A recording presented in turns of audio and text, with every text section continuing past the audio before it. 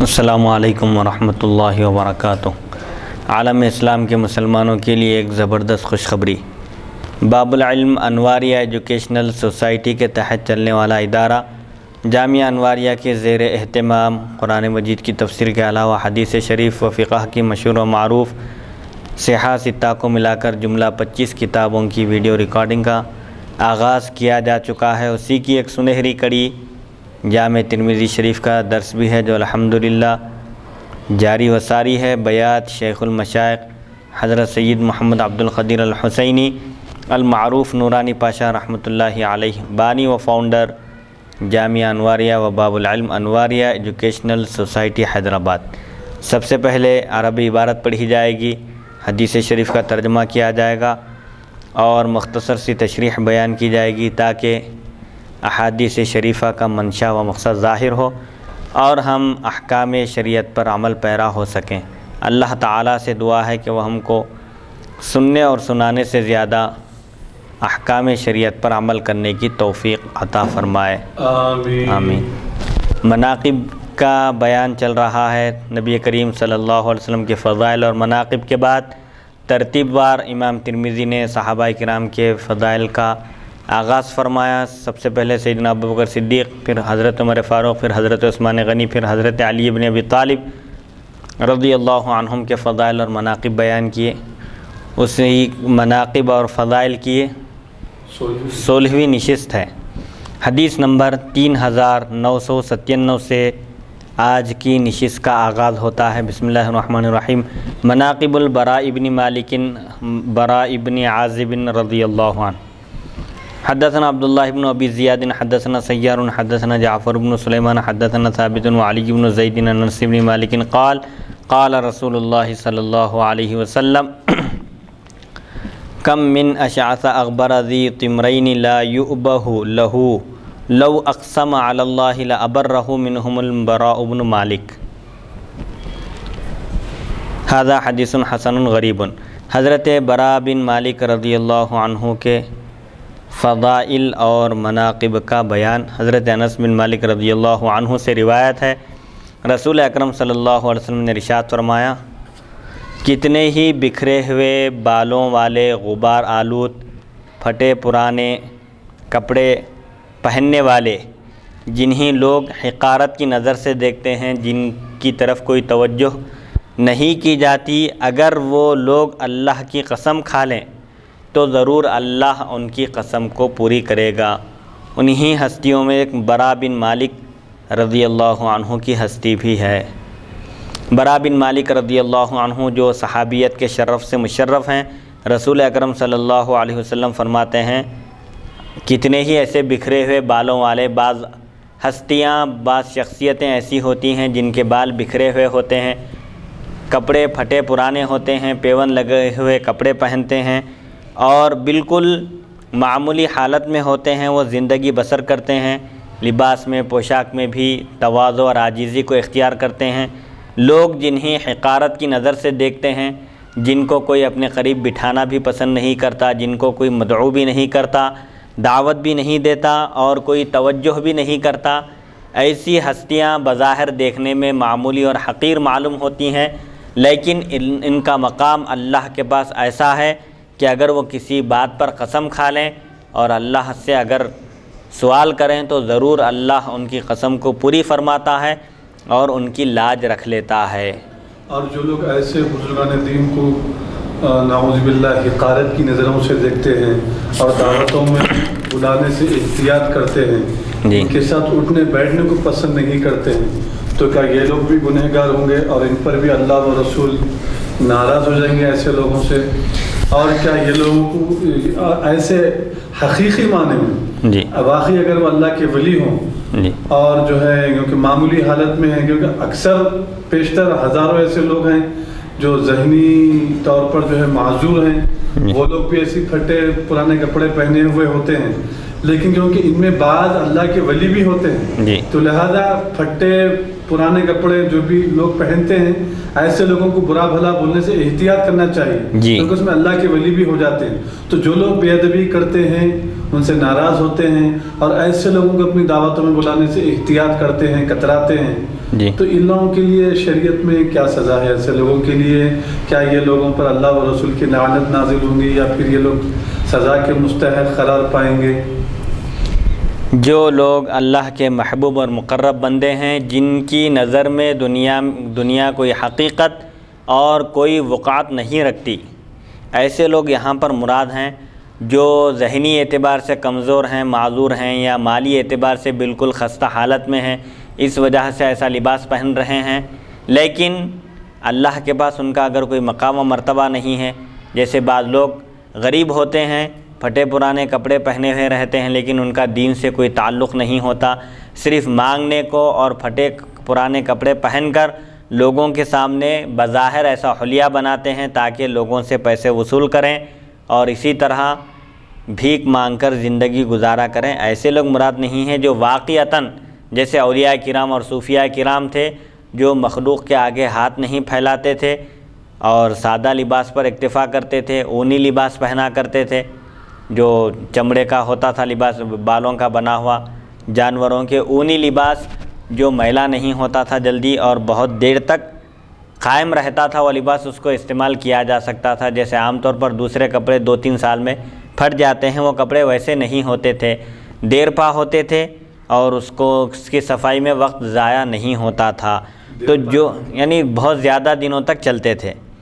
तो ये इस हदीस शरीफ में अल्लाह के उन महबूब और मुक़र्रब बंदों का ज़िक्र किया गया जो ज़ाहिरी एतबार से ज़ेब व ज़ीनत को इख्तियार नहीं करते, जो हमतन अल्लाह की याद में मशगूल रहते हैं, जिसकी वजह से उनको अपने लिबास और अपने जिस्म की तरफ तवज्जो करने की फ़ुर्सत ही नहीं मिलती। ऐसे लोग मुराद हैं जो वाक़ियतन अल्लाह की राह में निकल गए हैं और अल्लाह की इबादत में हमतन मशगूल हैं। जैसा कि किसी एक बुज़ुर्ग से पूछा गया था कि आपके कपड़े मैले क्यों हैं, आपको फ़ुर्सत नहीं मिलती क्या? उन्होंने अर्ज़ किया कि मुझे कपड़ों की सफाई की फ़ुर्सत ही नहीं मिलती, मैं अल्लाह की इबादत में, उसकी याद में, उसके ज़िक्र व अज़कार में इस तरह मशगूल हूँ कि मैं दूसरी चीज़ों के लिए वक्त नहीं निकाल सकता। जैसा कि बाज़ बुज़ुर्गान दीन से मनक़ूल है कि उनके पास जब खाना लाया जाता तो वो कहते थे कि खाना खाकर हम वक्त ज़ाया करना नहीं चाहते, हम ये चाहते हैं कि खाने के लिए जो वक्त लगता है वो वक्त भी अल्लाह की याद में अगर हमारा सर्फ़ हो जाए, अगर उस वक्त का इस्तेमाल अल्लाह की याद में हो तो ये हमारे लिए क्या ही अच्छा है। तो ऐसे लोग मुराद हैं। और बुज़ुर्गान दीन का जो मामला है, जो इस तरह की हालत में होते हैं, वो कभी मखलूक़ से इंतकाम लेने का जज्बा नहीं रखते। जैसा कि एक बुज़ुर्ग का वाक़या है, बारिश हो रही थी, एक बुज़ुर्ग रास्ते से गुज़र रहे थे और इत्तेफाक से उसी रास्ते से एक आशिक़ और माशूक़ भी गुज़र रहे थे। उस बुज़ुर्ग के कदम से कुछ छींटे उछले पानी के और वो माशूक़ा के ऊपर उछले, तो उसके माशूक़ को, उसके आशिक़ को गुस्सा आ गया और उसने फ़ौरन उस बुज़ुर्ग के रुख़सार पर एक तमांचा रसीद कर दिया। नतीजे में फ़ौरन अल्लाह ताला ने उससे इंतकाम लिया। वो फ़ौरन गालिबन वो या उसकी माशूक़ा वहीं ढेर हो गए, ख़त्म हो गए वहीं पर। एक दूसरे बुज़ुर्ग ने फरमाया कि अच्छा, उसी वक़्त वहाँ और एक बुज़ुर्ग भी मौजूद थे, उन्होंने इस अल्लाह वाले से कहा कि तुम फ़ौरन उसको भी एक तमांचा रसीद कर दो, तो उन्होंने तमांचा रसीद नहीं किया। नतीजे में अल्लाह ताला ने उस बुज़ुर्ग की तरफ से उससे इंतकाम लिया, बदला लिया। तो उस बुज़ुर्ग ने, दूसरे बुज़ुर्ग ने फरमाया कि अगर तुम फ़ौरन तमांचा रसीद कर देते तो उसका बदला हो जाता था और उसकी जान चले जाने से वो महफूज हो जाता था। तो औलिया का जो मामला होता है, अल्लाह ताला हदीस कुदसी में फ़रमाता है, मन आदाली वलियन फ़क़द आज़नतुहु बिलहर्ब, जिसने मेरे किसी एक वली से भी दुश्मनी मोल ली, उनका मुखालिफ हो गया, तो उससे मेरा ऐलान जंग है, उसको मुझसे जंग करने के लिए तैयार हो जाना चाहिए। तो औलिया का मामला निहायत अरफ़ा व आला है। उनके बारे में ज़ुबान दराज करना या उनका बुरा भला कहना या उनको हक़ीर और मामूली समझना, ये क़तअन हराम है। बुज़ुर्गान दीन की ग़ीबत करने से या उनको बुरा भला कहने से भी ख़ातिमा ख़राब होता है। जैसा कि मुहद्दिस दक्कन सैयदना अब्दुल्ला शाह साहब क़िबला रहमतुल्लाहि अलैहि ने अपनी तसानीफ़ में लिखा है کہ خاتمہ خراب ہوتا ہے بزرگان دین کے بارے میں لعن طعن کرنے سے، ان پر انگلی اٹھانے سے۔ اسی لیے اللہ کے کسی بھی بندے کو حقیر اور معمولی نہیں سمجھنا چاہیے۔ ہم کو احادیث شریفہ سے پیغام ملتا ہے، کیونکہ اللہ تعالیٰ تمہاری ظاہری شکل و صورت کو نہیں دیکھتا اور تمہارے لباس کو نہیں دیکھتا، وہ تو صرف تمہارے دلوں کو دیکھتا ہے کہ کس کا دل کتنا پاک ہے اور کس کے دل میں کیا نیت ہے۔ اللہ کے پاس دلوں کا اعتبار ہے، ظاہری لباس کا اور ظاہری عادات و اطوار کا کوئی اعتبار نہیں ہے۔ اس کے پاس اصل معتبر دل ہے۔ دل اگر درست ہو انسان کا تو پورا جسم درست ہے، اگر دل بگڑا ہوا ہے تو پورا انسان بگڑا ہوا ہے۔ تو یہ جو بزرگان دین ہوتے ہیں ایسی خستہ حالت میں ہوتے ہیں، اللہ کی خاطر عاجزی اور تواضع اور انکساری اختیار کرتے ہیں۔ مخلوق ان کو حقارت کی نظر سے دیکھتی ہے، مخلوق کے پاس کوئی ان کی ویلیو اور قدر نہیں ہوتی، لیکن ان کا مقام اللہ کے پاس یہ ہوتا ہے کہ اگر یہ اللہ کی قسم کھا لیں، کسی کام کے لیے اللہ سے اگر عرض کریں تو اللہ ضرور ان کی بات سنتا ہے اور ان کی عرضی قبول فرماتا ہے۔ انہی معزز ہستیوں میں برا بن مالک بھی ہیں کہ ان کا اللہ کے پاس یہ مقام ہے کہ اگر یہ اللہ کی قسم کھا کر کہیں، اللہ سے اگر کوئی معروضہ کریں تو یقیناً اللہ ان کا معروضہ قبول فرماتا ہے۔ اسی لیے ہم کو یہ پیغام دیا گیا ہے، یہ ہدایت دی گئی ہے کہ اولیاء کرام تو اولیاء کرام ہیں، ایک عام مومن کو بھی حقیر اور معمولی نہیں سمجھنا چاہیے، کیونکہ اللہ کے پاس کس کا کیا مقام و مرتبہ ہے یہ کوئی جان نہیں سکتا۔ اسی لیے ہر ایک مومن کی عزت اور اس کا احترام کرنا چاہیے۔ ہاں اگر فاسق معلن ہے تو ایسی صورت میں اسے کنارہ کشی اختیار کی جا سکتی ہے، جیسے داڑھی موڑنا ہے، داڑھی کاٹنا ہے اور باجماعت نماز ترک کرنا ہے۔ بلا عذر شرعی کوئی نماز ترک کرتا ہے تو یہ بھی فاسق ہے۔ تو ایسے لوگوں سے ان کی صحبت سے دوری اختیار کرنے کی ضرورت ہے۔ البتہ جس کا فسق ظاہر نہ ہو، سامنے تو متقی پرہیزگار ہو، تو پھر ہم کو ظاہر پر حکم لگانے کا حکم دیا گیا ہے۔ ظاہری اعتبار سے چونکہ ہمارے نزدیک وہ متقی پرہیزگار ہے، ہمارے سامنے سے کوئی ایسا گناہ ظاہر نہیں ہوا تو ہم کو اس پر لعن طعن کرنا درست نہیں ہے۔ حدیث نمبر 3998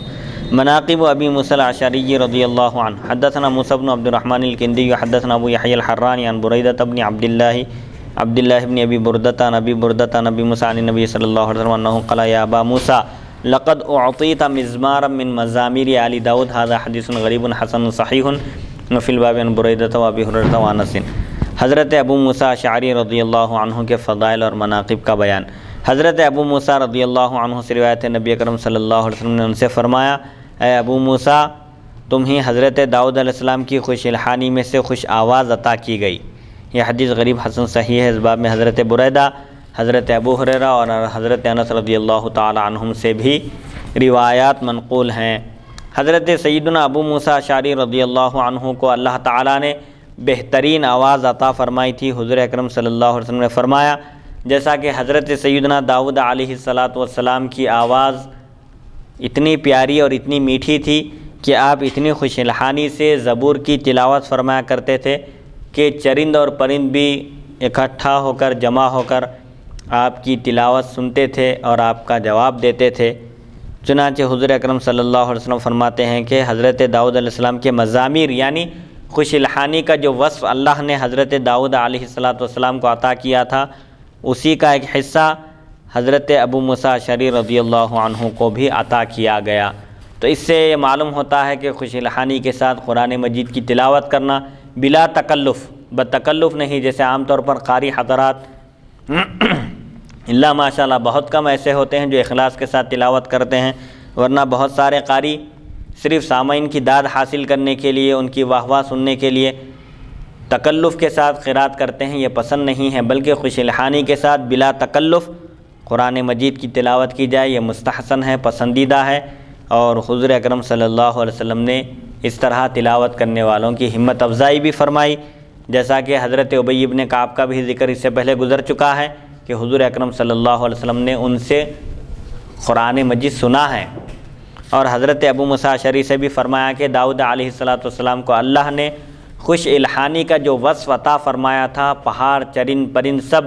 جب حضرت داؤد علیہ السلام زبور کی تلاوت فرماتے تو سب آپ کی تلاوت بغور سنتے تھے، سماعت کرتے تھے اور جواب بھی دیتے تھے۔ تو اس وجہ سے حضرت داؤد علیہ السلام کو جو خوش الحانی اللہ نے عطا فرمائی، اسی خوش الحانی کا ایک حصہ حضرت ابو موسیٰ اشعری رضی اللہ عنہ کو بھی عطا کیا گیا۔ حدیث نمبر 3999، مناقب سہل بن سعد رضی اللہ عنہ۔ حدثنا محمد بن عبد الله بن بريع حدثنا الفضيل بن سليمان حدثنا ابو حازم عن سهل بن سعد قال كنا مع رسول الله صلى الله عليه وسلم وهو يحفر الخندق ونحن ننقل التراب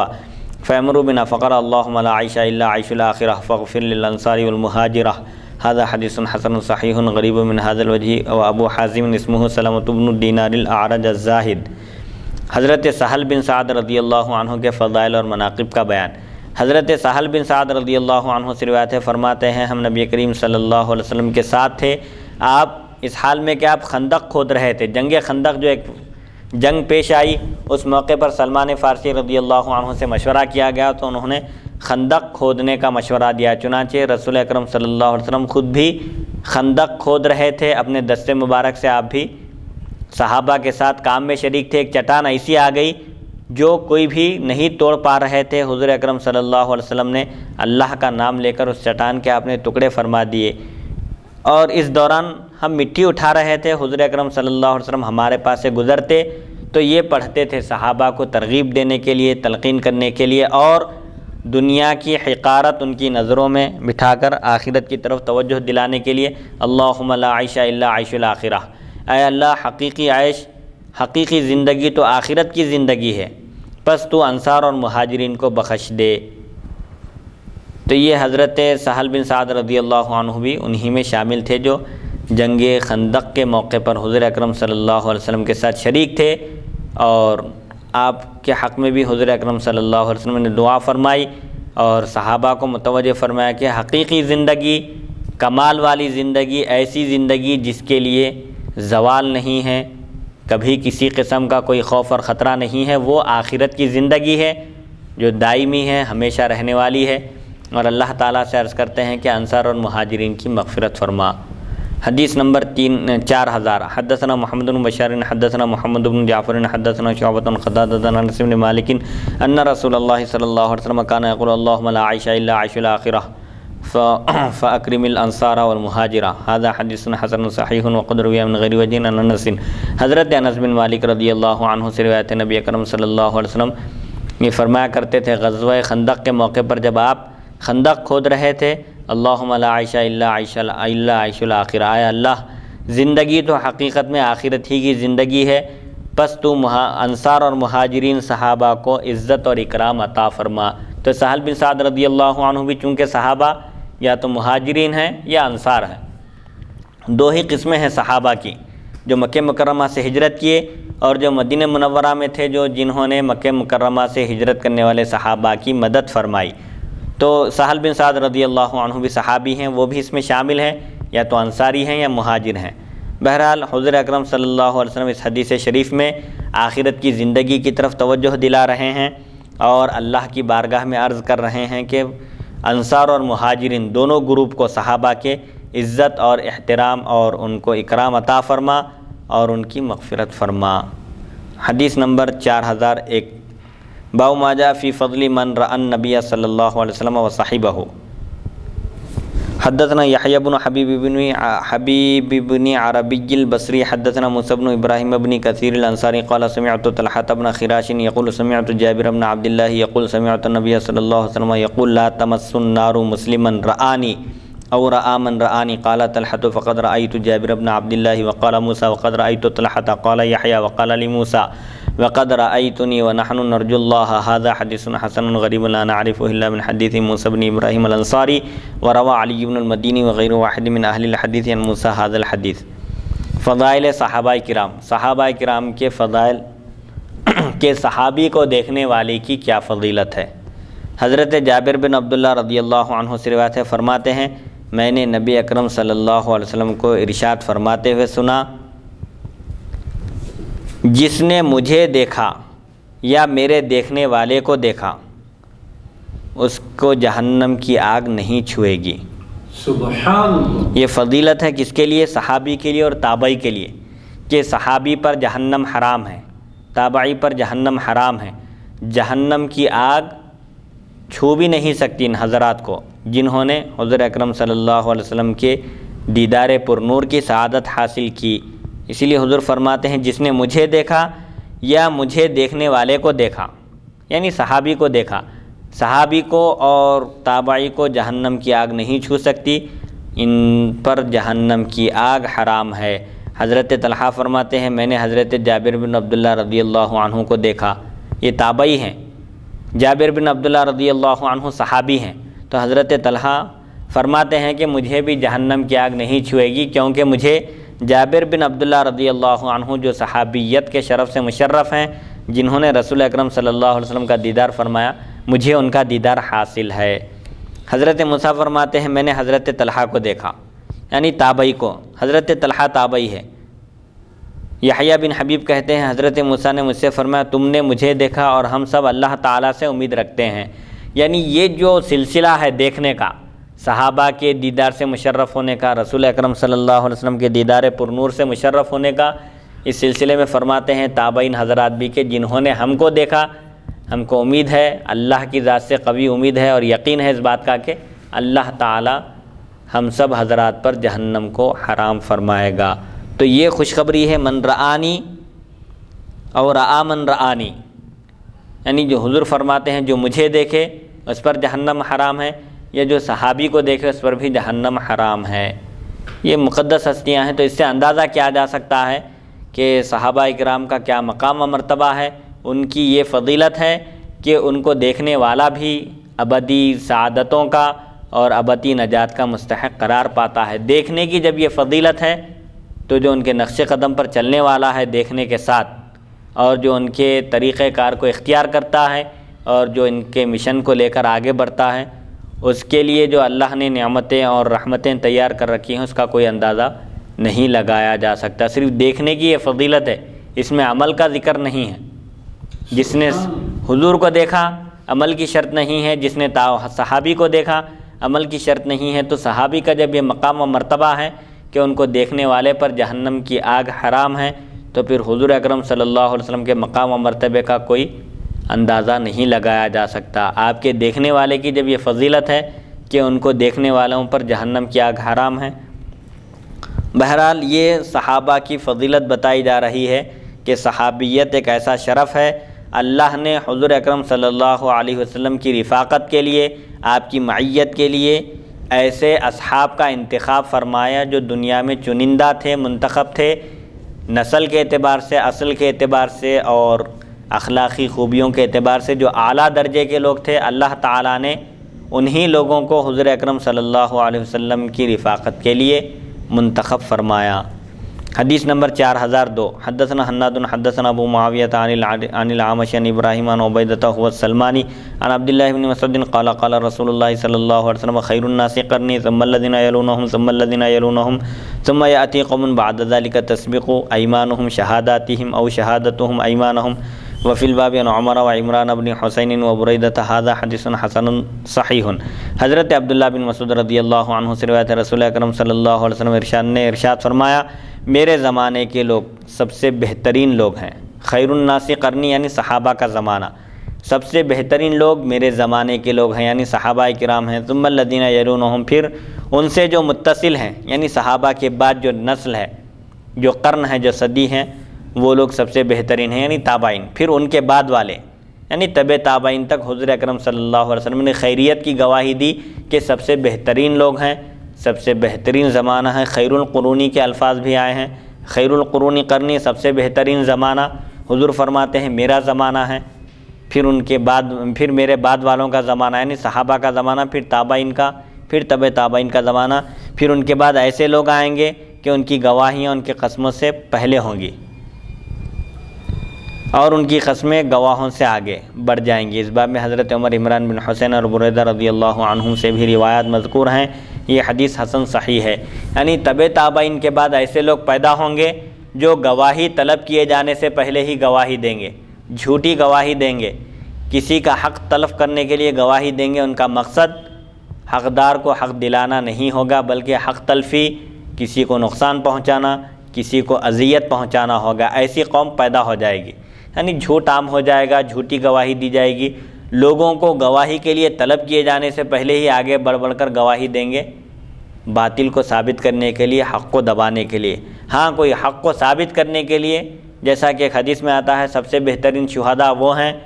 جو گواہی طلب کیے جانے سے پہلے گواہی پیش کریں۔ کب؟ جبکہ ان کی نیت نیک ہو اور حقدار کو حق دلانا مقصود ہے۔ ویسے گواہوں کی تعریف کی گئی ہے، ایسے گواہوں کی نہیں جن کا مقصد جھوٹی گواہی دے کر ایک شخص کی حق تلفی کرنا ہو اور کسی کی زمین کو ہڑپ کر لینا ہو یا کسی کی جائیداد پر قبضہ کرنا ہو یا کسی ظالم کو بچانا مقصد ہو، ایسے گواہ مراد ہیں یہاں پر۔ تو قوم کیسی ہوگی؟ وہ ان کے بعد تبع تابعین کے بعد ایک ایسی قوم آئے گی جو گواہی طلب کیے جانے سے پہلے ہی گواہی دے گی۔ تو بہرحال حضور اکرم صلی اللہ علیہ وسلم کے صحابہ کی فضیلت اس حدیث سے معلوم ہوتی ہے کہ سب سے بہترین لوگ حضور فرماتے ہیں میرے زمانے کے لوگ ہیں، یعنی صحابہ ہیں جو مخلوق میں چنندہ ہیں، اور ہر ایک صحابی سے اللہ نے جنت کا وعدہ کیا ہے، اور سب سے بڑی سند صحابہ کے لیے یہ ہے کہ وہ اللہ سے راضی ہیں اور اللہ ان سے راضی ہے، اور اللہ کی خوشنودی ہی یہ سب سے بڑی چیز ہے۔ قرآن مجید میں اللہ تعالیٰ ارشاد فرماتا ہے اعوذ باللہ من الشیطان الرجیم ورضوان من اللہ اکبر۔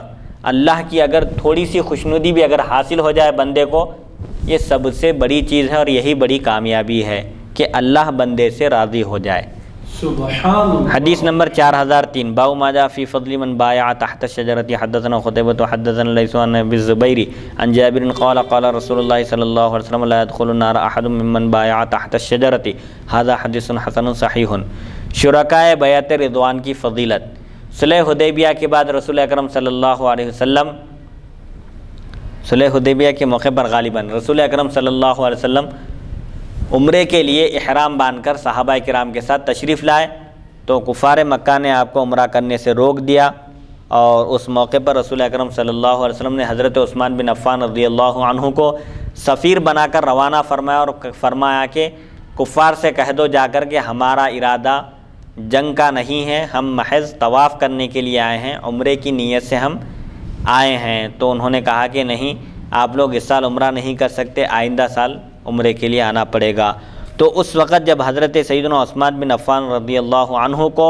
سفیر بنا کر بھیجا گیا تو یہ افواہ پھیل گئی تھی کہ حضرت عثمان بن عفان رضی اللہ عنہ کو شہید کر دیا گیا۔ تو رسول اکرم صلی اللہ علیہ وسلم اس وقت 1400 صحابہ کرام غالباً موجود تھے۔ ایک درخت کے نیچے رسول اکرم صلی اللہ علیہ وسلم نے ایک بیعت لی، جس کا قرآن مجید میں سورہ فتح میں اللہ نے ذکر فرمایا کہ اللہ ان مومنوں سے راضی ہو گیا جنہوں نے آپ کے دست اقدس پر درخت کے نیچے بیعت کی۔ اسی بیعت کو بیعت رضوان کہتے ہیں، کیونکہ اللہ مومنوں سے راضی ہو گیا۔ تو بیعت رضوان میں شریک ہونے والوں کی فضیلت یہ ہے کہ کوئی بھی جہنم میں داخل نہیں ہوگا۔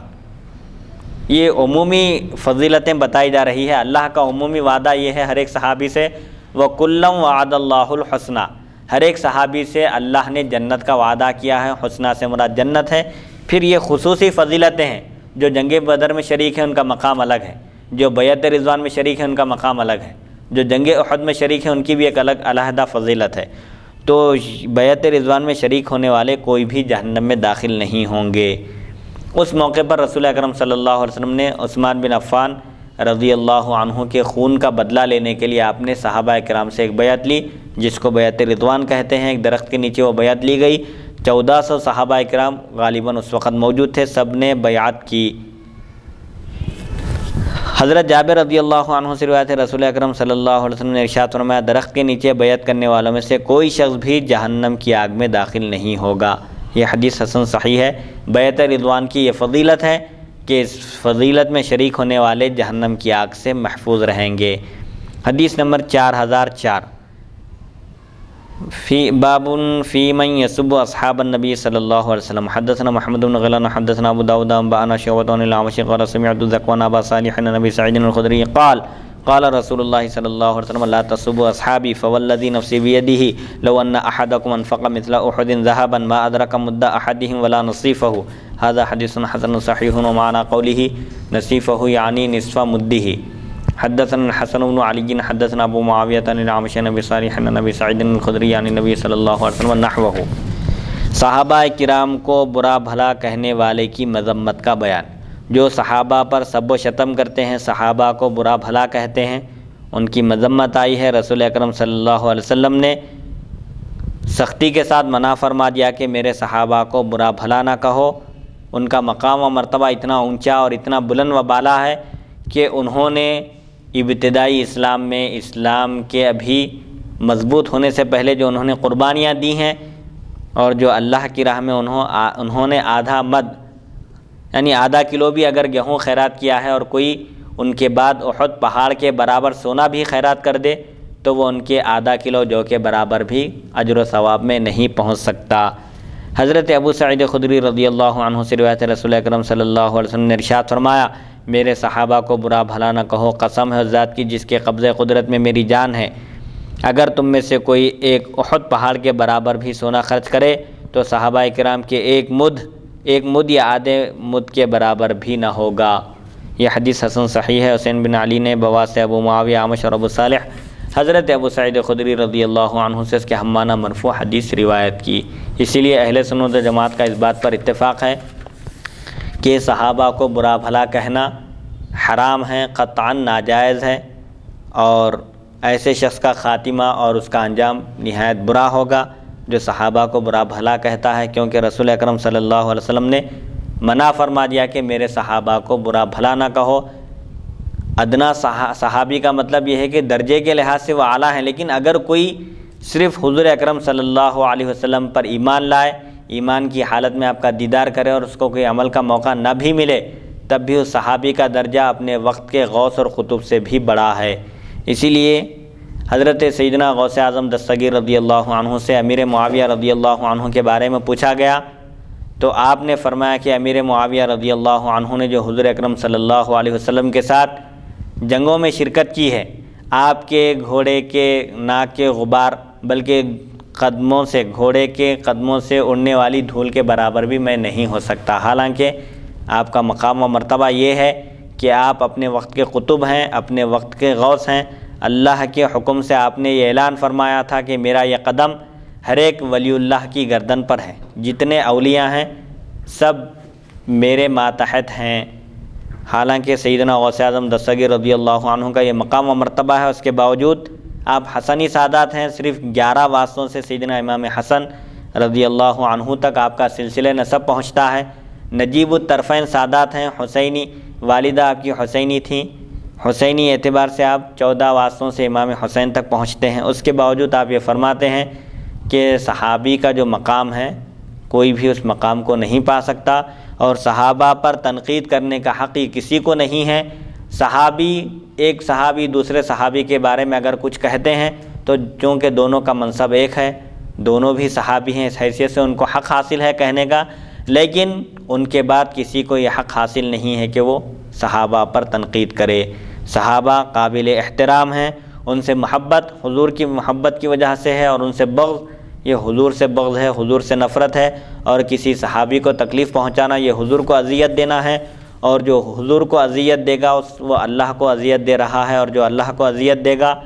اللہ اس کا مواخذہ فرمائے گا، اس کی گرفت فرمائے گا اور اس سے سخت ناراض ہو جائے گا۔ اور قیامت تک کے لیے تمام اولیاء کے امام ہیں پیران پیر غوث پاک دستگیر رحمۃ اللہ علیہ۔ جی، یعنی جتنے اولیاء ہیں پورے اولیاء کے امام ہیں، پورے اولیاء کے امام ہیں، امام الاولیاء ہیں۔ اس کے باوجود حد درجے احترام صحابہ کا کہ ادنا درجے کے صحابی کے گھوڑے کی جوتی سے جو اڑنے والی جو دھول ہے میں اس کے برابر بھی نہیں ہوں، جبکہ قیامت تک آنے والے اولیاء کے امام ہیں آپ۔ جی، تو دیکھیے آپ تو یہ بہرحال صحابہ کرام کا اس معاملے میں مفتی صاحب جی کہ اٹھا کے جو ہے نعوذ باللہ حضرت امیر معاویہ رضی اللہ عنہ کے بارے میں گستاخی کرتے ہیں، بے ادبی کرتے ہیں، جی یہ مناسب نہیں ہے۔ لوگوں کو چاہیے کہ اصلاح حاصل کریں۔ جی، غوث پاک دستگیر رحمۃ اللہ علیہ یہ جو فرمائے ہیں کہ میں امیر معاویہ رضی اللہ عنہ کے گھوڑے کی جو دھول ہے، اڑنے والی جو دھول ہے اس کے برابر نہیں ہوں فرمائے، یعنی امیر معاویہ رضی اللہ عنہ مراد ہے، وہاں پر نام لے کے فرمائے بول کے میں ایسا سنا ہوں کسی بزرگ سے کہ سرکار غوث پاک رضی اللہ عنہ یہ فرمائے ہیں کہ نعوذ باللہ کچھ لوگ آپ کی خدمت میں حاضر ہوئے اور امیر معاویہ رضی اللہ عنہ کی شان میں بے ادبی اور گستاخی کی، تو آپ ان سے ناراض ہوئے اور فرمائے کہ آپ میں اور امیر معاویہ رضی اللہ عنہ میں کس کا مقام و مرتبہ بڑا ہے. کسی نے سوال کیا غوث پاک رحمۃ اللہ علیہ سے، تو سرکار غوث پاک رحمۃ اللہ علیہ عرض کرتے ہیں کہ امیر معاویہ رضی اللہ عنہ کہ گھوڑے کی جو اڑنے والی جو دھول ہے میں اس دھول کے برابر نہیں ہوں. جی تو لوگوں کو اندازہ لگانا چاہیے جی کہ اتنا آسانی سے نعوذ باللہ امیر معاویہ رضی اللہ عنہ کی شان میں بے ادبی اور گستاخی کرتے ہیں. جی اللہ آپ کو صحت و عافیت سے رکھے. بڑی پیاری بات فرمایا جی کہ وہ صحابہ ہیں، کیونکہ دونوں مشاجرات صحابہ جس کو کہا جاتا ہے کہ صحابہ کے درمیان اگر کوئی رنجش ہو، کوئی اختلاف ہو، بشری تقاضے کے لحاظ سے اگر کسی سے کوئی غلطی ہو جائے، کوئی کسی سے ناراض ہو جائے، تو چونکہ وہ صحابی سے ناراض ہیں تو وہ ان کا اپنا معاملہ ہے. امت کو اس میں لب کشائی کرنے کا، کسی کو زبان کھولنے کا کوئی حق نہیں پہنچتا. حتیٰ کہ بڑے بڑے اپنے وقت کے اقطاب بھی، اولیاء بھی، حضرت عمر بن عبدالعزیز جن کو عمر ثانی کہا جاتا ہے، عدل و انصاف جن کا وصف امتیازی وصف تھا، حضرت عمر رضی اللہ عنہ کے نہج پر انہوں نے خلافت کی ذمہ داری سنبھالی تھی. حالانکہ آپ کا تعلق بنو امیہ سے تھا، لیکن آپ نے خلافت راشدہ کی یاد تازہ کر دی تھی اپنے اعمال کے ذریعے اور اپنی حکمت عملی کے ذریعے. حضرت بھی فرماتے ہیں جب حضرت امیر معاویہ اور حضرت علی رضی اللہ عنہ کی جنگوں کے بارے میں پوچھا گیا تو آپ نے کیا پیارا جواب ارشاد فرمایا کہ اللہ نے ہماری تلواروں کو ان کے خون سے رنگے جانے سے محفوظ رکھا، تو ہم اپنی زبانوں کو کیوں ملوث اور آلودہ کریں اس میں. سبحان اللہ سبحان صحابی ہونے کی حیثیت سے قابل احترام ہیں، قابل تعظیم ہیں. ان کی محبت، ان کا احترام امت پر واجب اور فرض ہے. البتہ جہاں تک حضرت علی اور حضرت امیر معاویہ رضی اللہ عنہ کی جنگوں کا تعلق ہے، سلسلے میں اہل سنت و جماعت کے اکابر بھی یہی فرماتے ہیں کہ یہ عقیدہ رکھنا چاہیے کہ حضرت علی رضی اللہ عنہ حق پر تھے. امیر معاویہ رضی اللہ عنہ سے خطأ اجتہادی ہوئی، اجتہادی غلطی ہوئی، اور اجتہادی غلطی پر بھی اجر ہے، اجر و ثواب ہے. انہوں نے اجتہاد کیا، عثمان بن عفان رضی اللہ عنہ کے قاتلوں سے آپ کے خون ناحق کا بدلہ لینے کا مطالبہ کیا، لیکن وہاں پر حالات اور ماحول ایسا سازگار نہیں تھا. فتنوں کا آغاز ہو چکا تھا اور ہر طرف قتل و غارت گری اور خون کا میدان معرکہ بپا ہو گیا تھا. اسی لیے حضرت علی رضی اللہ عنہ کے لیے کام مشکل تھا کہ قاتلان عثمان بن عفان رضی اللہ عنہ سے بدلہ لیا جائے. بہرحال صحابہ کے بارے میں گفتگو کرنے کی قطعاً کسی کو بھی اجازت نہیں ہے. حدیث نمبر 4005. حدثنا محمد بن یحییٰ حدثنا یعقوب بن ابراہیم بن سعد حدثنا عبیدۃ بن ابی رائطۃ عن عبد الرحمن بن زیاد عن عبد اللہ بن مغفل قال قال رسول اللہ صلی اللہ علیہ وسلم اللہ اللہ فی اصحابی لا تتخذهم غرضا من بعدی فمن احبهم فبحبی احبهم ومن ابغضهم فببغضی ابغضهم ومن آذاهم فقد آذانی ومن آذانی فقد آذى اللہ ومن آذى اللہ یوشک ان یأخذہ. ھذا حدیث غریب لا نعرفہ الا من ھذا الوجہ. حضرت عبداللہ بن مغفل رضی اللہ عنہ سے روایت ہے، رسول اکرم صلی اللہ علیہ وسلم نے ارشاد فرمایا میرے صحابہ کرام کے بارے میں اللہ سے ڈرو، میرے بعد انہیں اپنی تنقید کا نشانہ نہ بناؤ. جس نے ان سے محبت کی یقیناً اس نے میری خاطر ان سے محبت کی. صحابہ سے محبت محض حضور کی وجہ سے محبت ہے، اور جس نے ان سے بغض رکھا، ان سے نفرت کی، اس نے میرے ساتھ بغض کی وجہ سے ایسا کیا. کسی صحابی سے بغض رکھنے والا یہ نہ سمجھے کہ وہ صرف صحابی سے نفرت کرتا ہے، در حقیقت وہ رسول اکرم صلی اللہ علیہ وسلم سے نفرت کرتا ہے، اور جو حضور سے بغض رکھتا ہے اس کا ٹھکانہ جہنم ہے. جس نے انہیں اذیت پہنچائی صحابہ کو، یقیناً اس نے مجھے تکلیف دی، اور جس نے مجھے اذیت پہنچائی اس نے اللہ کو اذیت پہنچائی. اللہ کو تکلیف کیسے پہنچا سکتا ہے؟ اللہ کو تکلیف پہنچانے کا مطلب یہ ہے کہ اس نے اللہ کو ناراض کیا. جس نے صحابی کو ناراض کیا اس نے رسول اللہ کو ناراض کیا، اور جس نے رسول کو ناراض کیا اس نے اللہ کو ناراض کیا. اور جو اللہ کو ناراض کرے یقین ہے کہ اللہ تعالیٰ اس کی گرفت فرمائے، اس کا مواخذہ کرے اور اس کو اس کے اس عمل کا بدلہ دے، یعنی اس سے حساب کتاب لے. تو بہرحال اس حدیث شریف میں بھی حضور اکرم صلی اللہ علیہ وسلم نے صحابہ کے بارے میں آگاہ کیا، متنبہ کیا کہ صحابہ کے بارے میں الرٹ رہو، آگاہ رہو، قطعاً ان کو اپنی تنقید کا نشانہ نہ بنانا. ان سے محبت میری محبت کی وجہ سے ہے. جو مجھ سے محبت کا دعویٰ کرتا ہے اس کو یقیناً صحابہ سے بھی محبت کرنا لازم ہے، ورنہ وہ اپنے محبت کے دعوے میں جھوٹا ہوگا. اور صحابہ کو اذیت پہنچانے والا اللہ کے غضب کا شکار ہو جاتا ہے، اللہ اس سے ناراض ہو جاتا ہے، اور اللہ جس سے ناراض ہو جاتا ہے اللہ اس کی گرفت بھی فرماتا ہے، اس کو چھوڑتا نہیں۔ حدیث نمبر 4006 حدثنا محمد بن غیلان حدثنا اظہر السمان عن سلیمان التیمی عن خداش عن ابی الزبیر عن جابر عن النبی صلی اللہ علیہ وسلم قال لَيَدْخُلَنَّ الْجَنَّةَ مَنْ بَايَعَ تَحْتَ الشَّجَرَةِ إِلَّا صَاحِبَ الْجَمَلِ الْأَحْمَرِ هذا حدیث غریب۔ حضرت جابر رضی اللہ عنہ سے روایت ہے، نبی اکرم صلی اللہ علیہ وسلم نے فرمایا جن لوگوں نے درخت کے نیچے بیعت کی یقیناً وہ ضرور جنت میں جائیں گے، لیکن سرخ اونٹ والا نہیں جائے گا جنت میں۔ یعنی ایک جد بن قیس نامی ایک منافق تھا، اپنی اونٹنی کے پہلو سے چمٹ کر لوگوں سے چھپا پھرتا تھا اور بیعت میں شریک نہیں ہوا۔ ایک منافق تھا جو بیعت میں شرکت کی سعادت حاصل نہیں کیا، تو رسول اکرم صلی اللہ علیہ وسلم نے اس کو الگ کر دیا، بیعت رضوان میں شریک ہونے والوں سے آپ نے اس کو مستثنیٰ کر دیا، الگ کر دیا، اور فرمایا کہ سرخ اونٹ والا شخص جنت میں داخل نہیں ہوگا، اس کے علاوہ بقیہ جتنے لوگ بیعت رضوان میں شرکت کی سعادت حاصل کیے وہ سب جنتی ہیں۔ حدیث نمبر 4007 حدثنا قتيبة حدثنا ليس عن ابي الزبير عن جابر ان عبدا لحاطب جاء الى رسول الله صلى الله عليه وسلم يشكو حاطبا فقال يا رسول الله لا يدخلن حاطب النار فقال كذبت لا يدخلها فانه شهد بدرا والحديبية هذا حديث حسن صحيح۔ اس حدیث سے حضور اکرم صلی اللہ علیہ وسلم کا علم غیب بھی ثابت ہوتا ہے کہ آپ یہ جانتے ہیں کہ کون جنتی ہے، کون جنت میں داخل ہوگا اور کس کا ٹھکانہ جہنم ہے، حالانکہ یہ صرف اللہ ہی جانتا ہے کہ کون جنتی ہے اور کون دوزخی ہے، لیکن اس نے حضور اکرم صلی اللہ علیہ وسلم کو اپنے فضل سے ان باتوں کا علم بھی عطا فرمایا۔ حضرت جابر رضی اللہ عنہ سے روایت ہے، حاطب بن ابی بلتع کے غلام نے رسول اکرم صلی اللہ علیہ وسلم کی خدمت میں حاضر ہو کر حاطب کی شکایت کرتے ہوئے کہا یا رسول اللہ صلی اللہ علیہ وسلم حاطب ضرور جہنم میں داخل ہوں گے، تو آپ صلی اللہ علیہ وسلم نے فرمایا تم جھوٹے ہو، وہ جہنم میں داخل نہیں ہوں گے۔ کیوں؟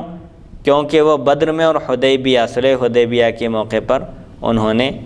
شرکت کی ہے۔ جنگ بدر میں شریک ہونے والے صحابہ سے اللہ نے جنت کا وعدہ کیا، ان سے فرمایا اعملوا ما شئتم فقد غفرت لکم، تم اب جو چاہے عمل کرو تمہاری بخشش ہو چکی ہے۔ خدا نخواستہ اگر وہ لوگ گناہ بھی کرتے تو مواخذہ نہیں ہوتا تھا، لیکن وہ صحابہ کرام تھے، ہر آن ہر لمحہ ان کے دلوں میں اللہ کا خوف اور اس کی خشیت موجود تھی، اسی وجہ سے وہ کبھی گناہ کی طرف رخ بھی نہیں کرتے تھے۔ تو حاطب ابن ابی بلتع بھی بدری صحابہ میں سے ایک تھے، ان کے غلام نے ان کی شکایت کرتے ہوئے رسول اللہ صلی اللہ علیہ وسلم سے عرض کیا کہ حاطب تو جہنم میں جائیں گے، تو حضور فرمایا کہ تم جھوٹے ہو، تم جھوٹ بول رہے ہو، وہ جہنم میں نہیں جا سکتے۔ کیوں؟ اس لیے کہ ان کو بیک وقت جنگ بدر میں بھی شریک ہونے کا اعزاز حاصل ہے، اللہ نے جنگ بدر میں شریک ہونے والوں کی مغفرت فرما دی اور ان سے جنت کا وعدہ فرمایا، اور بیعت رضوان میں بھی انہیں شرکت کی سعادت حاصل ہے، پھر وہ کیسے جہنم میں داخل ہو سکتے ہیں؟ دو خوشخبریاں انہوں نے حاصل کی ہے، دو مرتبہ ان سے جنت کا وعدہ کیا گیا۔ حدیث نمبر 4008 حدثنا ابو قریب حدثنا عثمان بن ناجیۃ عن عبد الله بن مسلم بن ابي طیبۃ عن عبد الله بن بریدۃ عن ابيه قال قال رسول الله صلی اللہ علیہ وسلم ما من احد من اصحابي يموت بارض الا بعث قائدا ونورا لهم يوم القيامه هذا حديث غريب وقد روي هذا الحديث عن عبد الله بن مسلم بن ابي طیبۃ عن ابن بریدۃ عن النبي صلی اللہ علیہ وسلم مرسل وهذا صح۔ حضرت بریدہ رضی اللہ عنہ سے روایت ہے، رسول اکرم صلی اللہ علیہ وسلم نے ارشاد فرمایا میرے کوئی صحابی کسی خطے زمین میں انتقال کر جائے تو وہ قیامت کے دن ان لوگوں کے قائد اور روشنی بنا کر اٹھائے جائیں گے۔ صحابہ کرام دین متین کی تبلیغ اور اس کی نشر و اشاعت کے لیے رسول اکرم صلی اللہ علیہ وسلم کے ظاہری حیات میں بھی انہوں نے مختلف مقامات کا رخ کیا تھا، اور آپ کے وصال باکمال کے بعد بھی صحابہ کرام مختلف علاقوں میں پہنچے اور انہوں نے دعوت دین کا فریضہ انجام دیا۔ حضور فرماتے ہیں کہ جس خطے میں جس علاقے میں میرے کسی ایک صحابی کا انتقال ہو جائے تو وہ قیامت کے دن اس خطے والوں کے لیے فخر ہوگا کہ وہ صحابی ان کے قائد، ان کے لیڈر اور ان کے لیے روشنی بن کر اٹھیں گے قیامت کے دن۔ ان کی روشنی میں لوگ میدان حشر کی طرف آگے بڑھیں گے۔ یہ فضیلت ہے کہ جس سرزمین پر کسی صحابی کا وصال ہوتا ہے وہاں کے لوگوں کے لیے ایک خوشخبری ہے کہ وہ صحابی قیامت کے دن ان کے قائد ہوں گے، ان کو اللہ کی بارگاہ میں لے کر پہنچنے والے ہوں گے، اور ان کے لیے روشنی کا سبب ہوں گے، محشر کی تاریکیوں میں ذریعہ ہوں گے۔ حدیث نمبر 4009 حدثنا ابو بکر بن نافع حدثنا النضر بن محمد حدثنا سیف بن عمر عن عبید اللہ بن عمر نافع عن ابن عمر قال قال رسول اللہ صلی اللہ علیہ وسلم اذا رأيتم الذين يسبون اصحابي فقولوا لعنة الله على شريكم هذا حديث منكر لا نعرفه من حديث عبید اللہ بن عمر الا من هذا الوجه۔ حضرت ابن عمر رضی اللہ عنہما سے روایت رسول اکرم صلی اللہ علیہ وسلم نے ارشاد فرمایا، جب تم ان لوگوں کو دیکھو جو میرے صحابہ کرام کو برا بھلا کہتے ہیں تو تم کہو تمہارے شر پر اللہ کی لعنت ہو۔ یہ حدیث منکر ہم اسے عبید اللہ بن عمر کی روایت سے صرف اسی سند سے پہچانتے ہیں۔ یعنی حضور اکرم صلی اللہ علیہ وسلم نے ارشاد فرمایا، جب تم ایسے لوگوں کو دیکھو جو میرے صحابہ کو تنقید کا نشانہ بناتے ہیں، ان کو برا بھلا کہتے ہیں، ان پر اعتراض کرتے ہیں اور ان کی شخصیتوں پر انگلی اٹھاتے ہیں، تو ایسے موقع پر اگر ایسے لوگوں کو دیکھو، ایسے لوگوں کی گفتگو سنو تو کہو کہ تمہارے شر پر اللہ کی لعنت ہو، جو تم زبان درازی کر رہے ہو صحابہ کے بارے میں۔ اور یہ قیامت کی نشانیوں میں سے ایک نشانی ہے کہ بعد والے لوگ پہلے والے لوگوں پر لعنت کریں گے، یہ قیامت کی ایک نشانی ہے۔ چنانچہ آج دیکھنے میں آتا ہے مختلف قسم کے فرقے رونما ہو چکے ہیں، عجیب وغیرہ فرقے، خاص طور پر شیعہ کا جو فرقہ ہے وہ صحابہ کرام پر تبرہ کرتا ہے اور نعوذ باللہ من ذالک 3-4 صحابہ کے علاوہ کسی کو بھی مسلمان نہیں مانتا۔ یہ سب سے بڑی بدبختی کی بات ہے۔ اگر کوئی ایسا کہتا ہے تو اس کا مطلب یہ ہے کہ حضور اکرم صلی اللہ علیہ وسلم نے جو 23 سال محنت شاقہ فرمائی آپ نے اور دن رات ایک کر دیا آپ نے، شب و روز آپ نے دعوت دین کا فریضہ انجام دیا، نعوذ باللہ من ذالک کوئی کہنے والا یہ کہہ سکتا ہے کہ حضور اکرم صلی اللہ علیہ وسلم 23 سال محنت کیے، 1 لاکھ سے زائد حجۃ الوداع کے موقع پر صحابہ کرام کا مجمع تھا، نعوذ باللہ من ذالک۔ شیعہ جو کہتے ہیں کہ سب حضور پاک علیہ الصلوۃ والسلام کے وصال با کمال کے بعد مرتد ہو گئے، دین اسلام سے پھر گئے، صرف 3 یا 4 صحابہ مسلمان تھے، یہ حضور اکرم صلی اللہ علیہ وسلم کی ذات اقدس پر سب سے بڑا بہتان ہے۔ یہ بات لازم آتی ہے اس سے کہ حضور اکرم صلی اللہ علیہ وسلم کی تربیت نعوذ باللہ من ذالک ناقص رہی کہ آپ اتنی محنت کیے لیکن آپ کے جانثار صحابہ آپ کے بعد حضرت علی رضی اللہ عنہ کے معاملے میں بالکل دین اسلام سے بھی ہٹ گئے، نعوذ باللہ من ذالک۔ ایسی بات کوئی قطعاً کہہ نہیں سکتا اور کہنے والا کافر ہو جاتا ہے۔ اسی لیے جہاں تک صحابہ کا معاملہ ہے، چاہے صحابہ ہو، اہل بیت اطہار ہو، سیدنا علی مرتضیٰ کرم اللہ وجہہ کا معاملہ ہو یا سیدنا ابو بکر صدیق رضی اللہ عنہ کا معاملہ ہو، صحابہ کے بارے میں احتیاط کرنا چاہیے، بلکہ صحابہ کے بارے میں جو عقیدے کی کتابوں میں ہم کو جو ہدایت دی گئی ہے وہ یہ ہے کہ تمام صحابہ سے محبت کرنا چاہیے، تمام صحابہ کی تعظیم کرنا چاہیے، ان کا احترام کرنا چاہیے، ان کے فرق مراتب، ان کے مراتب کو متعین کرنے والے ہم نہیں ہیں۔ حضور اکرم صلی اللہ علیہ وسلم نے جو درجہ بندی فرمائی ہے اور ائمہ امت نے جو احادیث شریفہ کی روشنی میں جو ترتیب بتائی ہے، اس ترتیب سے ہم کو فضیلت کے قائل ہونا ہے۔ جہاں تک معاملہ محبت کا ہے، عقیدت کا ہے، تو ہر ایک صحابی سے محبت اور عقیدت ہونا چاہیے۔ اسی لیے محدثین نے جو ترتیب بتائی ہے، صحابہ کرام سب کے سب قابل احترام ہیں، لیکن سب سے اعلیٰ اور ارفع درجہ خلفائے راشدین کا ہے۔ سب سے پہلے سیدنا ابو بکر صدیق، پھر حضرت عمر فاروق، پھر حضرت عثمان بن عفان، پھر حضرت سیدنا علی مرتضیٰ کرم اللہ وجہہ، ان کے بعد بقیہ 6 صحابہ جن کا شمار عشرہ مبشرہ میں ہوتا ہے، پھر ان 10 صحابہ کے بعد جنگ بدر میں شریک ہونے والے صحابہ، پھر ان کے بعد جنگ احد میں شریک ہونے والے صحابہ، اور پھر ان کے بعد بیعت رضوان میں شریک ہونے والے صحابہ۔ اہل بیت اطہار کا بھی ایک مقام ہے، حسنین کریمین کا بھی ایک مقام ہے۔ حضور اکرم صلی اللہ علیہ وسلم نے ہر ایک کے علیحدہ فضائل بیان فرمائے، لہٰذا اعتدال والا جو مسلک ہے وہ اہل سنت و جماعت کا مسلک ہے، جو ایک وقت صحابہ کرام کی بھی تعظیم کرتے ہیں، اہل بیت اطہار کا بھی احترام کرتے ہیں، اہل بیت اطہار سے بھی محبت کرتے ہیں، صحابہ سے بھی محبت کرتے ہیں، کسی کی شان میں گستاخی نہیں کرتے۔ یہی مسلک اعتدال والا مسلک ہے، کسی ایک طرف رجحان نہ ہو، صرف صحابہ کی تعظیم ہو رہی ہے، اہل بیت اطہار کو مطعون کیا جا رہا ہے، ان پر لعن طعن کیا جا رہا ہے، ان کو برا بھلا کہا جا رہا ہے، یہ بھی قطعاً حرام ہے۔ اور ایسا بھی نہیں ہونا چاہیے کہ صرف اہل بیت اطہار کی طرف رجحان ہو گیا ہے اور صحابہ کو برا بھلا کہہ رہے ہیں، بلکہ نعوذ باللہ من ذالک ان کے ایمان کو چیلنج کر رہے ہیں، ان کے ایمان کے بارے میں گفتگو ہو رہی ہے، یہ بھی قطعاً حرام ہے۔ لہٰذا صحابہ سے بھی محبت ہونا چاہیے، اہل بیت اطہار سے بھی محبت کرنا چاہیے۔ حدیث نمبر 4010، باب ما جاء فی فضل فاطمہ رضی اللہ عنہا، حدثنا قتیبہ حدثنا لیث عن ابن ملیکۃ عن المسور ابن مخرمۃ قال سمعت النبی صلی اللہ علیہ وسلم یقول وهو علی المنبر ان بنی ہشام ابن المغیرۃ استأذنونی فی ان ينکحوا ابنتهم علی بن ابی طالب فلا آذن ثم لا آذن الا ان يريد ابن ابی طالب ان يطلق ابنتی وينکح ابنتهم فإنها بضعة منی یریبنی ما ارابها ویؤذینی ما آذاها، هذا حدیث حسن صحیح۔ حضرت سیدہ فاطمہ زہرا رضی اللہ تعالی عنہ کی فضیلت کا بیان۔ آپ سیدۃ النساء ہیں، سیدۃ النساء اہل الجنہ، تمام جنتی عورتوں کی سردار ہیں۔ حضرت مسور بن مخرمہ رضی اللہ عنہ سے روایت ہے، میں نے نبی کریم صلی اللہ علیہ وسلم کو منبر پر فرماتے ہوئے سنا کہ بنی ہشام بن مغیرہ نے مجھ سے اجازت مانگی، اجازت طلب کی کہ وہ اپنی لڑکی حضرت علی بن ابی طالب رضی اللہ عنہ کے نکاح میں دیں۔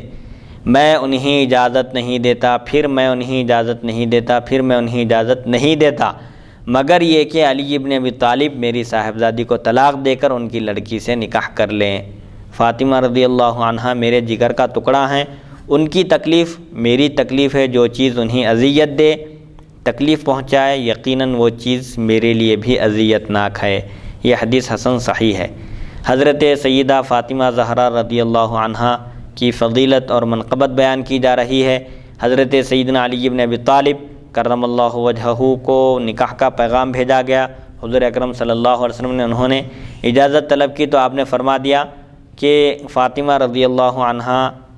جب حضرت علی رضی اللہ عنہ کے نکاح میں جب تک ہوں اس وقت تک دوسری کسی خاتون سے نکاح کرنا حضرت سیدنا علی رضی اللہ عنہ کے لیے جائز نہیں،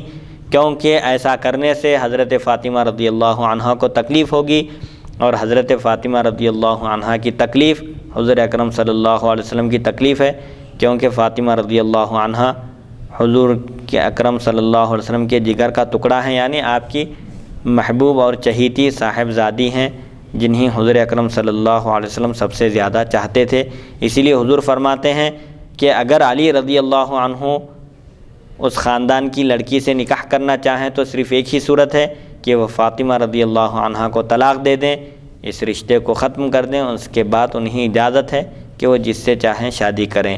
تو اس سے حضور اکرم صلی اللہ علیہ وسلم کا اختیار بھی معلوم ہوتا ہے کہ قرآن مجید میں تو 4 نکاح کرنے کی بشرط عدل و انصاف اجازت دی گئی ہے۔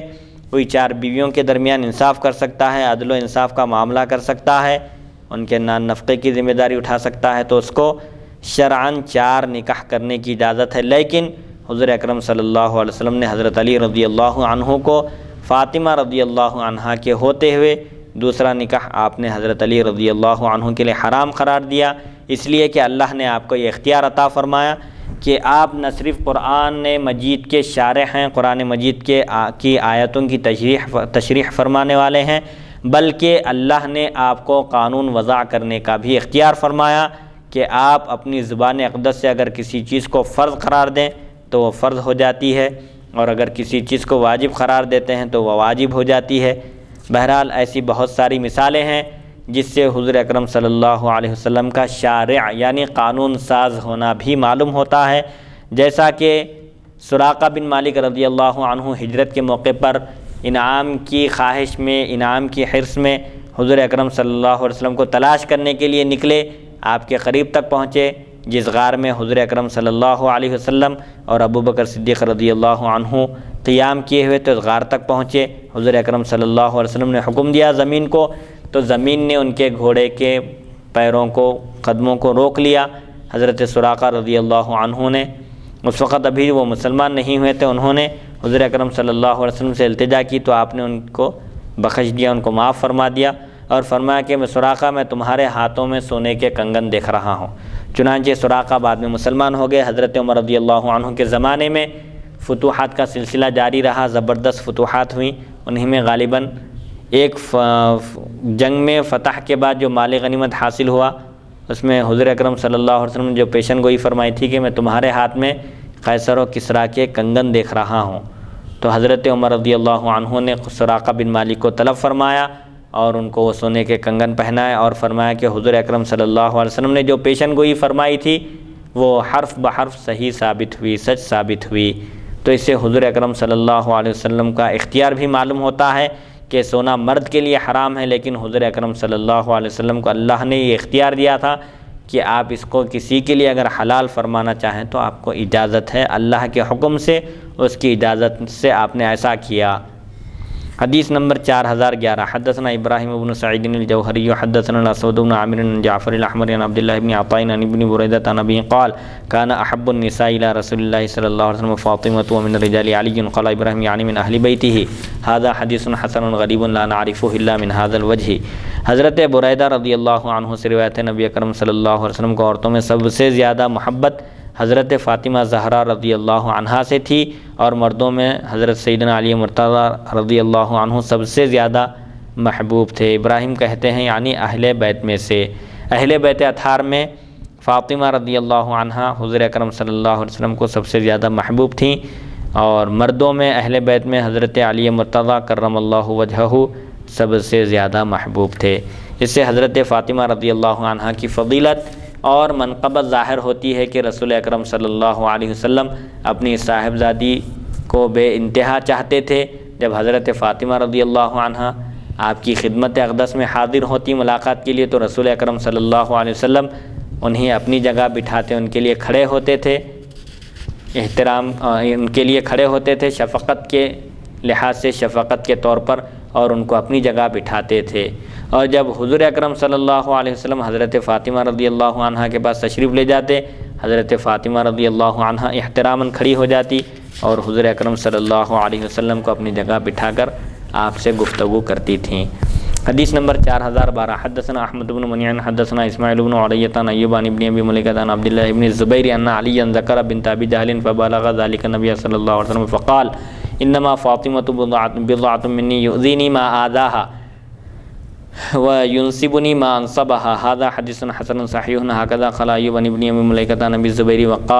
الزبیر وقال غیر واحد عن ابن ابی ملیکۃ عن المسور بن مخرمۃ ويحتمل ان يكون ابن ابی ملیکۃ روى عنهما جميعا وقد رواه عمرو بن دینار عن ابن ابی ملیکۃ عن المسور بن مخرمۃ نحو حدیث اللیث۔ حضرت عبداللہ بن زبیر رضی اللہ عنہ سے روایت ہے کہ حضرت علی کرم اللہ وجہہ نے ابو جہل کی بیٹی کا ذکر کیا کہ ان کے نکاح کا پیغام آیا ہے، کیا میں ان سے نکاح کروں؟ تو نبی کریم صلی اللہ علیہ وسلم کو پتہ چلا تو فرمایا فاطمہ میرے جگر کا ٹکڑا ہے،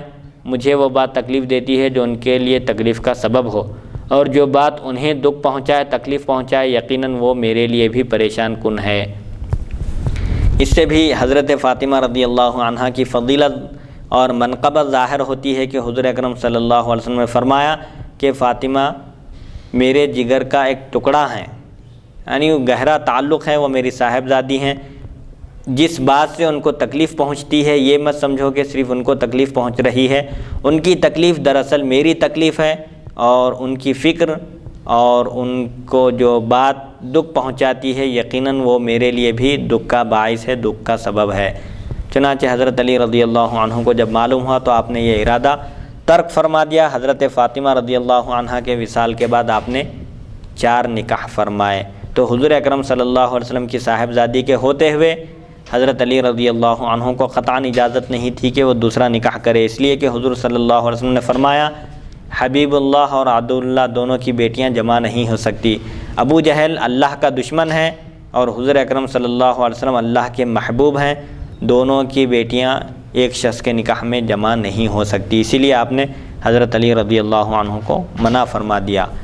حدیث نمبر 4013 حدثنا سلیمان بن عبد الجبار البغدادی حدثنا علی بن قادم حدثنا اسباط بن نصر الحمدانی عن سدی عن صبیح مولا ام سلمۃ عن زید بن ارقم ان رسول اللہ صلی اللہ علیہ وسلم قال لعلی وفاطمہ والحسن والحسین انا حرب لمن حاربتم وسلم لمن سالمتم هذا حدیث غریب انما نعرفه من هذا الوجه وصبیح مولا ام سلمۃ ليس بمعروف۔ حضرت زید بن ارقم رضی اللہ عنہ سے روایت ہے رسول اکرم صلی اللہ علیہ وسلم نے حضرت علی، فاطمہ، امام حسن اور امام حسین رضی اللہ عنہ سے فرمایا جن سے تم لڑو گے میں بھی ان سے لڑوں گا، یعنی جن کے تم دشمن ہو میں بھی ان کا دشمن ہوں، اور جن سے تم صلح کرو ان سے میں بھی صلح کروں گا، یعنی جو تمہارے دشمن ہیں وہ میرے بھی دشمن ہیں، اور جو تمہارے دوست ہیں وہ میرے بھی دوست ہیں۔ تم جن سے صلح کی بات کرو گے، جن کی طرف صلح کا ہاتھ بڑھاؤ گے میں بھی ان سے صلح کروں گا، اور جن سے تم جنگ کرو گے، جن سے لڑو گے، جن کو تم اپنا دشمن سمجھو گے میں بھی انہیں اپنا دشمن سمجھوں گا۔ یعنی حضور اکرم صلی اللہ علیہ وسلم یہاں پر اہل بیت اطہار کی فضیلت بتاتے ہیں، جن میں حضرت فاطمہ رضی اللہ عنہا بھی اسی اہل بیت اطہار کے ایک رکن رکین ہیں، فرد فرید ہیں۔ حضور صلی اللہ علیہ وسلم نے فرمایا کہ اہل بیت اطہار جن کے دشمن ہیں میں بھی ان کا دشمن ہوں، اور وہ جن کے دوست ہیں میں بھی ان کا دوست ہوں۔ حدیث نمبر 4014 حدثنا محمد بن غیلان حدثنا ابو احمد الزبیری حدثنا سفیان الزبیدی بن شہر بن حوشب بن ام سلمۃ ان النبی صلی اللہ علیہ وسلم جلل علی الحسن والحسین وعلی وفاطمہ کسان ثم قال اللهم هؤلاء اهل بیتی وحامتی اذهب عنهم الرجس وطهرهم تطهیرا فقالت ام سلمۃ وانا معهم یا رسول اللہ قال انك على خیر۔ هذا حدیث حسن صحیح وهو احسن شیء روی فی هذا الباب وفي الباب عن انس وعمر بن ابی سلمۃ وابی الحمراء۔ حضرت ام سلمہ رضی اللہ عنہا سے روایت ہے، نبی اکرم صلی اللہ علیہ وسلم نے امام حسن، امام حسین، علی مرتضیٰ اور فاطمہ زہرا رضی اللہ عنہم کو ایک چادر میں لے کر فرمایا، ان حضرات پر ایک چادر اڑائی اور اللہ سے عرض کیا کہ اے اللہ یہ میرے اہل بیت اور مقرب ہیں، ان سے ناپاکی کو، گندگی کو دور رکھ اور ان کو خوب صاف ستھرا کر دے۔ حضرت ام سلمہ نے پوچھا یا رسول اللہ صلی اللہ علیہ وسلم کیا میں بھی ان میں سے ہوں، اہل بیت میں سے؟ آپ نے فرمایا تم بہتری پر ہو، تمہارا بھی ایک مقام و مرتبہ ہے، ام المؤمنین ہونے کا شرف تم کو حاصل ہے، تمہارا ایک الگ رتبہ ہے اور یہ ایک الگ رتبہ ہے اہل بیت اطہار کا۔ یہ اہل بیت اطہار ہیں جن کے لیے میں یہ دعا کر رہا ہوں، تمہارا ایک الگ مقام و مرتبہ ہے، تمہارا شمار ان میں نہیں ہے۔ اس سے بھی اہل بیت اطہار کی فضیلت ظاہر ہوتی ہے کہ انما یرید اللہ لیذھب عنکم الرجس، اہل البیت سے مراد مفسرین کا اتفاق ہے کہ وہاں پر یہ حضرات مراد ہیں، حضرت سیدنا علی مرتضیٰ، فاطمہ زہرا، امام حسن، امام حسین رضی اللہ عنہم۔ حضور اکرم صلی اللہ علیہ وسلم نے صراحت فرما دی، ان حضرات کو بلا کر چادر اڑائی اور اللہ کی بارگاہ میں عرض کیا کہ یہ میرے اہل بیت ہیں، ان سے گندگی کو دور رکھ اور ان کو خوب پاک فرما دے۔ تو اس سے بھی ہم کو اس بات کا درس ملتا ہے، اس بات کی رہنمائی ملتی ہے کہ امام حسین رضی اللہ عنہ نے جو یزید کے خلاف آپ نے قدم اٹھایا تھا وہ یقیناً آپ کا قدم برحق تھا، آپ حق بجانب تھے، کیونکہ یزید کا جو تقرر ہوا تھا، اس کو نامزد جو کیا گیا تھا، جانشین جو بنایا گیا تھا، وہ شورائی اور جمہوری نظام کے خلاف تھا۔ صحابہ کرام کو جو مقرر کیا گیا، جیسا کہ سیدنا ابوبکر صدیق رضی اللہ عنہ کو مقرر کیا گیا، تو وہ خود سے مقرر نہیں ہوئے، اس عہدے کے طالب نہیں ہوئے، بلکہ صحابہ کرام نے سب نے اتفاق کر کے جمہوری طریقے سے حضرت سیدنا ابوبکر صدیق رضی اللہ عنہ کو خلیفہ منتخب فرمایا۔ حضرت ابوبکر صدیق رضی اللہ عنہ نے اپنے وصال سے پہلے حضرت عمر کو خلیفہ منتخب فرمایا، اور یہ بھی فرمایا کہ عمر سے میری کوئی رشتہ داری نہیں ہے، اس وقت امت میں سب سے بہترین عمر رضی اللہ عنہ ہیں، ان سے افضل کوئی نہیں ہے، اور مجھے یقین ہے اور اللہ کی ذات سے امید ہے کہ عمر رضی اللہ عنہ خلافت کے تقاضوں کو پورا کریں گے۔ لوگوں نے عرض کیا کہ ان کے مزاج میں شدت ہے، تو آپ نے فرمایا کہ جب ذمہ داری آ جائے گی تو انشاءاللہ ان کے مزاج میں نرمی بھی آ جائے گی، ان کا مزاج بدل جائے گا۔ اور پھر جب حضرت عمر بن خطاب رضی اللہ عنہ کی شہادت کا واقعہ پیش آیا، آپ نے بھی وصال سے پہلے بعض لوگوں نے آپ سے عرض کیا کہ آپ اپنے بیٹے ابن عمر کو خلیفہ بنا دیں، تو آپ نے فرمایا کہ نہیں، یہ شورائی نظام ہے، اسلام میں باپ کے بعد بیٹا وارث ہونا یہ اسلامی نظام نہیں ہے۔ اسلام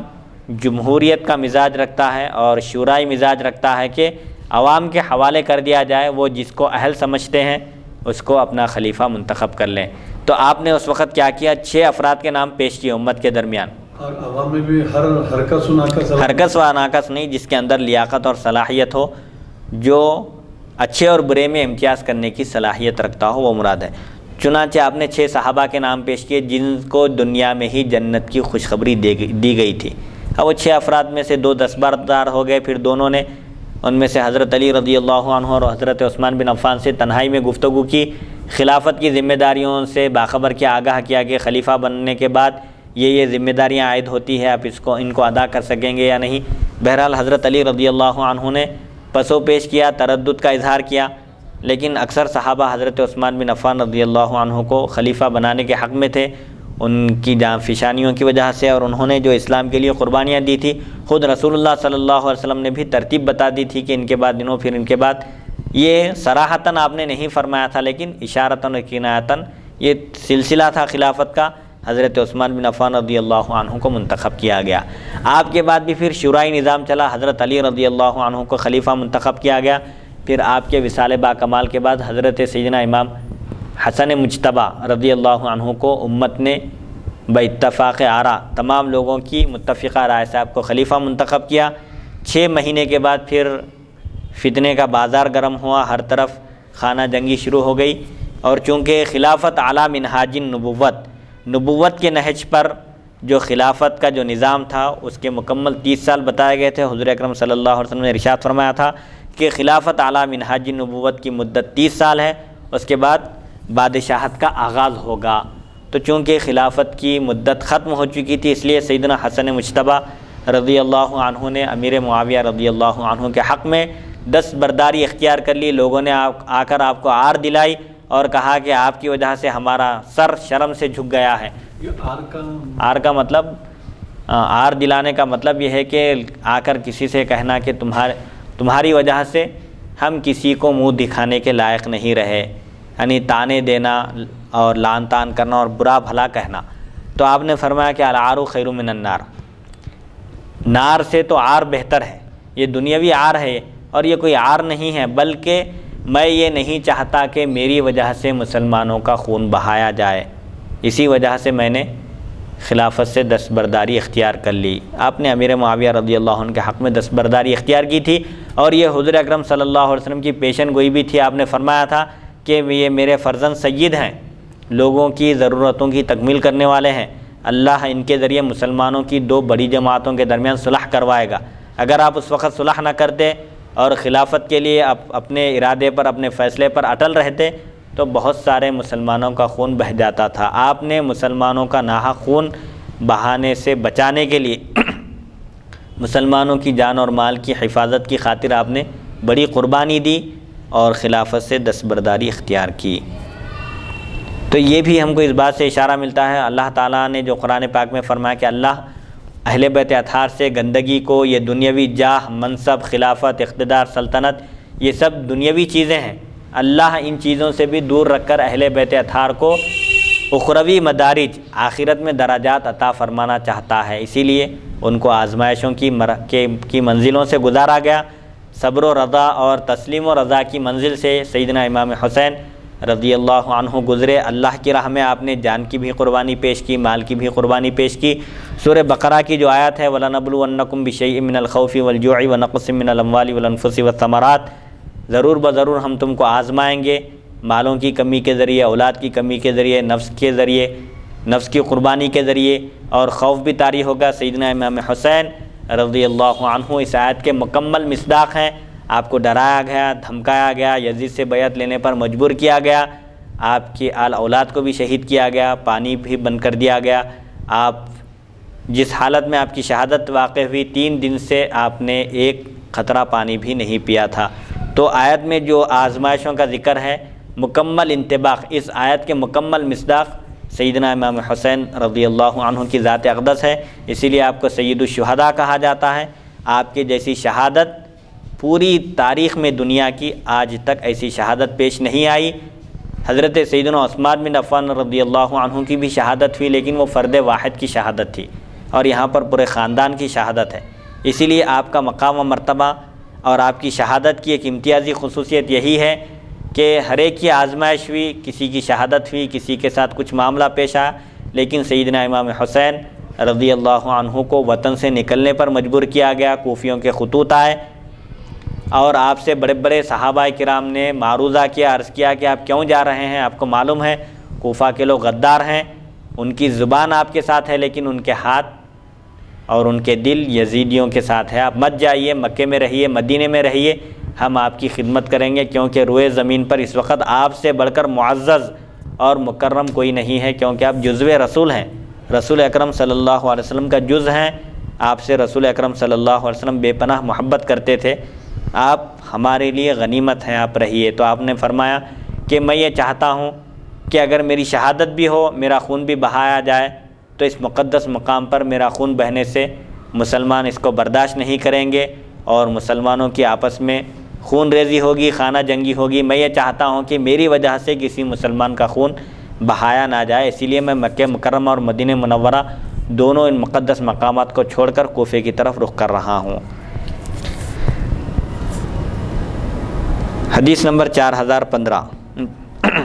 حدثنا محمد بن بشار حدثنا عثمان بن عمر حدثنا اسرائیل عن میسرۃ بن حبیب بن ملحان بن عمرو عن عائشة بنت طلحة عن عائشة ام المؤمنین قالت ما رأيت احدا اشبه صمتا ودلا وهديا برسول الله صلى الله عليه وسلم في قيامها وقعودها من فاطمة في قيامه وقعوده من فاطمة بنت رسول الله صلى الله عليه وسلم قالت وكانت إذا دخلت على النبي صلى الله عليه وسلم قام إليها فقبلها وأجلسها في مجلسه وكان النبي صلى الله عليه وسلم إذا دخل عليها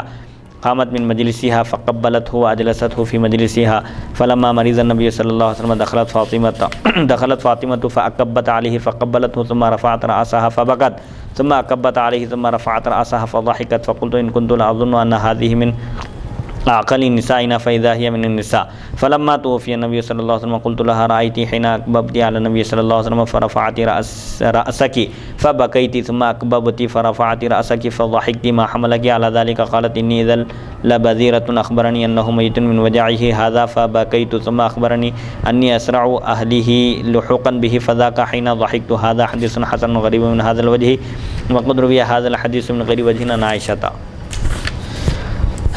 ام المؤمنین حضرت عائشہ صدیقہ رضی اللہ عنہا سے روایت ہے، فرماتی ہیں میں نے رسول اکرم صلی اللہ علیہ وسلم کی صاحبزادی سے بڑھ کر کسی کو عادات و اطوار، حسن سیرت اور وقار، نیز اٹھنے بیٹھنے میں نبی کریم صلی اللہ علیہ وسلم سے زیادہ مشابہ حضرت فاطمہ کے علاوہ میں نے کسی کو نہیں دیکھا۔ وہ مکمل رسول اکرم صلی اللہ علیہ وسلم کے نقش قدم پر تھیں، سیرت میں، کردار میں اور عادات و اطوار میں، حتیٰ کہ بیٹھنے اور اٹھنے میں بھی آپ کا انداز وہی تھا جو رسول اکرم صلی اللہ علیہ وسلم کا انداز تھا۔ ام المؤمنین فرماتی ہیں جب حضرت خاتون جنت تشریف لاتی تو نبی کریم صلی اللہ علیہ وسلم شفقتاً کھڑے ہو جاتے اور انہیں چومتے، بوسہ دیتے اور اپنی جگہ بٹھاتے، اور جب حضور صلی اللہ علیہ وسلم حضرت فاطمہ کے پاس تشریف لے جاتے تو وہ احتراماً کھڑی ہو جاتی اور حضور اکرم صلی اللہ علیہ وسلم کو بوسہ دیتی اور اپنی جگہ بٹھاتی احتراماً۔ نبی کریم صلی اللہ علیہ وسلم جب بیمار ہوئے، جب آپ کے وصال با کمال کا وقت قریب آیا، حضرت فاطمہ رضی اللہ عنہا حاضر ہوئیں اور آپ صلی اللہ علیہ وسلم کے قریب بیٹھ کر آپ کے دہنے مبارک کی طرف قریب ہو گئی، اپنے کان لگائے، آپ کچھ فرما رہے تھے، آپ سرگوشی کرنے کا ارادہ فرمائے، کوئی بات کہنے کا ارادہ فرمائے تو حضرت فاطمہ رضی اللہ عنہا جھک کر وہ بات سنی اور سر اٹھایا تو ہنس رہی تھی۔ ایک بات حضور اکرم صلی اللہ علیہ وسلم نے ان کو اپنے قریب بلا کر بیان فرمائی تو وہ ہنس دی۔ میں نے دل میں کہا میں تو حضرت فاطمہ رضی اللہ عنہا کو عورتوں میں سب سے زیادہ عقل مند سمجھتی تھی، لیکن آج معلوم ہوا کہ یہ بھی عام عورتوں کی طرح ہے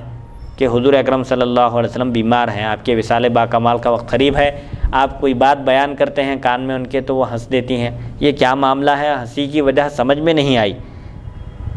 حضور صلی اللہ علیہ وسلم کا وصال با کمال ہوا۔ اچھا، دو باتیں ہوئیں یہاں پر، ایک مرتبہ جب جھکی اور اپنا سر اٹھائی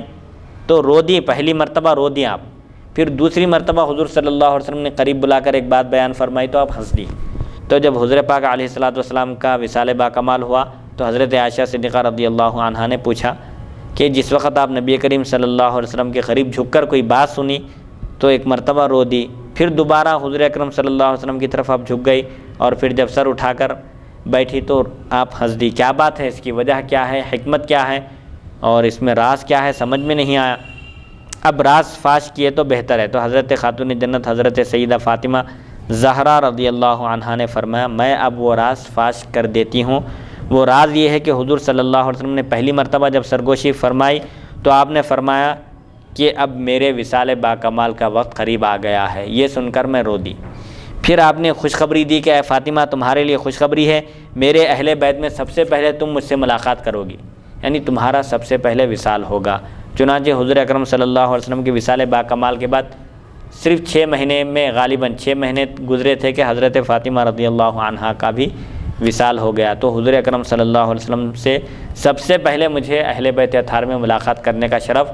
حاصل ہو رہا ہے، اس وجہ سے میں مسکرا دی، خوش ہو گئی اس خوشخبری پر کہ حضور صلی اللہ علیہ وسلم سے میں زیادہ دن جدا